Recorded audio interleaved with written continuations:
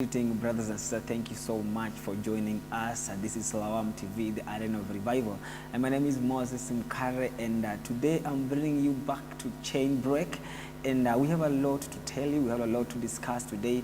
And in our studio, we've been visited by one of our guests, and I want just to give him an opportunity to say hi to you so that you may know him and get along with him. So welcome so much, brother. You can just introduce yourself. Thank you very much, Moses, and the Siloam TV fraternity. I really appreciate for these wonderful moments that I've been given to be able to reach out to someone out there. My name's Ben Rogers Muredhi. I'm a counseling psychologist and a certified recovery coach in relation to issues with substance use disorders. And I run a program in Meru, a community-based program called the Dawn Recovery and Empowerment Center. Thank you. Thank you so much, Ben, for joining us. We are so much humbled. We as Siloam TV fraternity, we are so much grateful for visiting us here. And I know you have heard his professionalism that he's been dealing with, but we are not going to go there today. We have something else for you, viewer, and for each and every person who is going to get this information, for you to learn and to obtain and to be able to gain more knowledge about it. So I want just to, today, like I told you earlier, we're going to discuss more about chain break. And what is the chain break? Last time I told you we're going to discuss matters to do with addiction.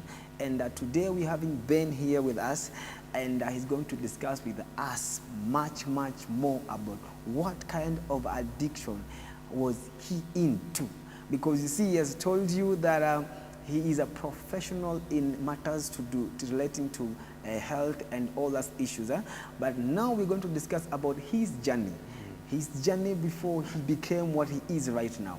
So I want you to give him an opportunity so that he can tell us more about what prospered to him here.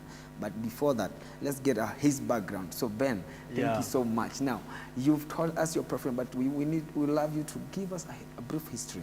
Yeah. Give us the background. When and how did it happen? One of the things that I can tell the viewers today is I'm a package of grace. It's grace that has brought me this far. Because growing up, I never had the opportunity to meet my parents or to know them.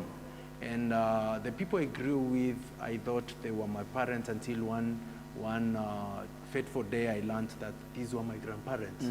And of course, a grandparent cannot be a parent. She can only play the role of a parent. Yes. So that really kind of emotionally hooded me. It wounded me emotionally, and I was kind of broken.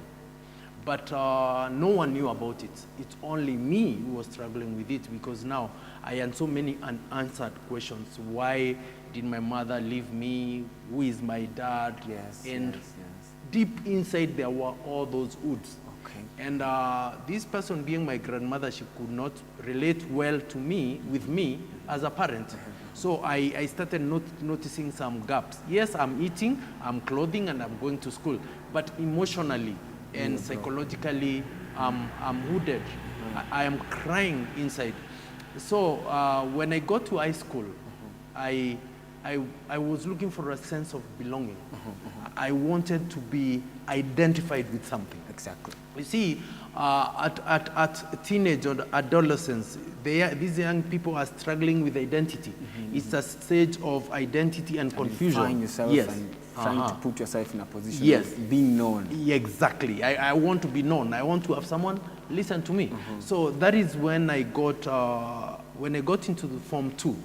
Then I found these friends, these men from Nairobi. They had their lifestyle, and I was impressed with the way they were living, carefree life, you know, and all the sheng thing, masheng na nini. So imbogi kanifurahisha. So eventually I found myself in this group, and unfortunately they are drinking. So at Form 2 I started drinking. That is where I began. Yes. And due to that influence now of the people around you, Yes. and exactly the family background and all the emotions that it pushed you now to find yourself in that position of drinking. So now, how was the journey? How now from then? Yes. For how long were you now into it? From that particular moment now, you know, when you're drinking, there is the experimentation. There were the days I'm experimenting, we are drinking now and then it became regular. You know, now every Friday as we are going for cross country, I would go drink with the people there. We would go in the villages, in Kobo villages and drink there.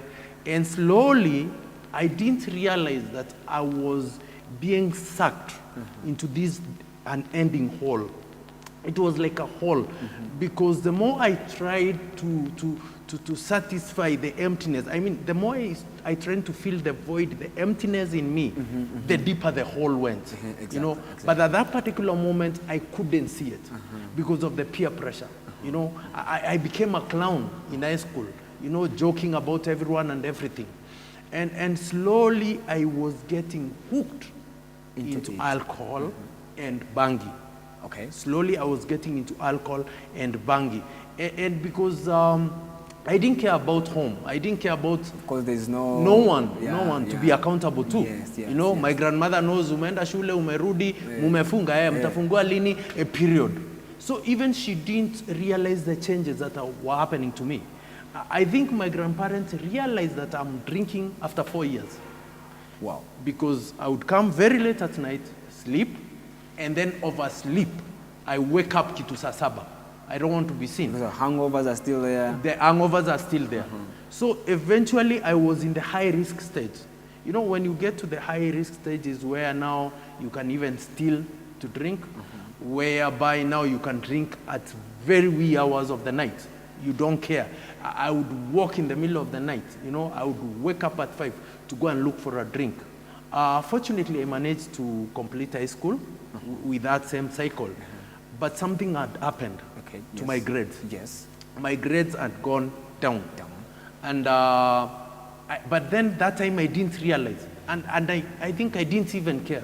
Because there's no single day anyone sat me down to ask me, Bena, umepata nini kwa shule? You know, how many marks did you have? Which subject have you improved, you know? So there was no one, so I didn't care about it. And slowly I was getting sucked in. You know, in drinking, you take the drink, then the drink takes another drink, then the drink takes you. You see the progression? Now it consumes you. It consumes you. So by the time I'm completing high school, I was an addict. I was dependent. Extreme now. I think comforting yourself. Yeah, I think by the time I'm completing high school, I was in a lot of denial.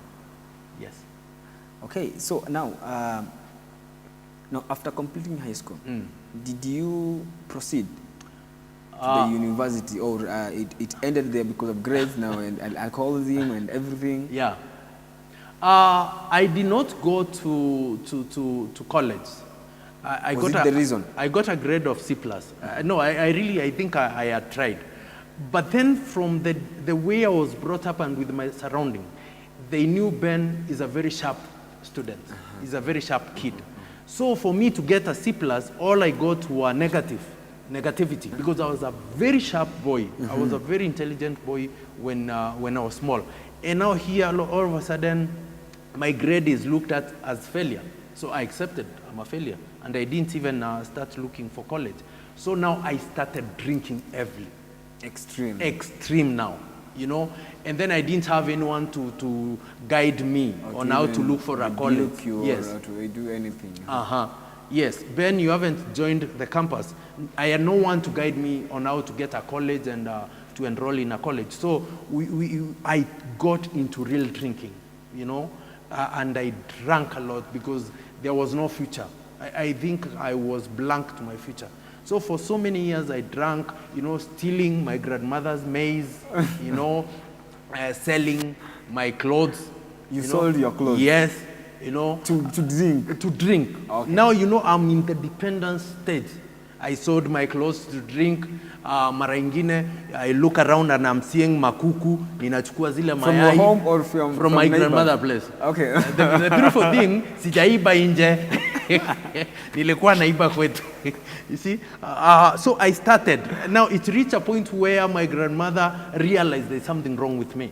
Because mayai zinapotea, kuku zinapotea, you know, and utensils in the house? Yes. Vijiko, sufuria. You know, now I was so hooked into it that the craving was so obsessive. Like, nalala usiku naambia, God help me, I will not drink again. Early in the morning around 5, the craving is overwhelming. Now, so, yeah. Now, okay, let me just cut you there. Okay, yeah. The question is, yes, of course, because now you told me earlier, you told me you were also involved in smoking. Yes. Were you still smoking? Yes, I'm still smoking marijuana. You know, you are smoking and then you're looking at everything is like, you know, there's that feeling of euphoria. You feel as if you own the world, you know. I'm still smoking because now nothing matters. I've lost hope. My esteem is broken. So I'm just existing. Now, you had friends. Yes. Now, those friends in that moment, because yes. you see now, anybody you say, we will know them with the company. Yes. Because we can judge your character with the company you have. Yeah. Now, the question is, yes. what about the friend that you had? my friends, our group was called Ogopa Squad. Ogopa Squad, we were like around 7, that is in Kerua here. We were around 7 people. And now we could just drink ourselves to hopelessness, you know? Wewe ukipata kitu ya kupita nao kwenu, pita nao, we go drinking. If I get something from our side, then I steal it and we go drinking. Because, you know, addiction is a brain disease. But that time, we didn't know that. We didn't know it's a brain disease. It's a chronic brain disease. Now, much later is when I learned about this. Now we were so hooked that I would visit my friend, see a good trouser, steal, sell without him knowing, and buy for him alcohol with the money. Then he would come to our place and steal my shirt or trouser, sell. That was the life of Ogopa Squad. But then, fortunately, something happened, and I met a friend. He's late. He was a captain in the Navy. And one time I disappeared and I went to Mombasa. Okay. For how long did you drink in that period of drinking? From now after you left high school? Yes. Now you continue drinking. Now, because you see, many addicted people, they have this series in their life where you realize that now they find themselves in mitaro, in war, violence, abusive language. They are so violent. You cannot even recognize them. And you know, like you've said, people knew you as a sharp kid. Very intelligent, yes. Now, are there any series in your addiction or in your period of being addicted that you realized that you became violent? You started fighting. You found yourself in the police custody. Right now you told me you've been stealing, even stealing. You know, my eye is serious now. I'm dreading. So what are these series? That was a period between 1995 all the way to around 2000. That was continuous proper drinking. And smoking. Okay. And during that period, I was in police cell so many times. My grandmother would put me in a cell, my uncles would put me in police cells, because not per se because I was violent, but I was so insultive, you know. I would scream the whole night. I would come home drunk at my grandmother's place, climb on a tree and start shouting and singing at night, you know. Some other times I would go and break all the window panes, because of the pain inside. You know, what they are seeing is a drunkard. But what really is happening is a broken vessel. And you cannot express it. The pain, any pain, so much pain that I would scratch my face, that I would bang my hand on the wall. Because I see myself as a failure. I see myself as someone who has not been listened to. You know, there's that pain, the emptiness.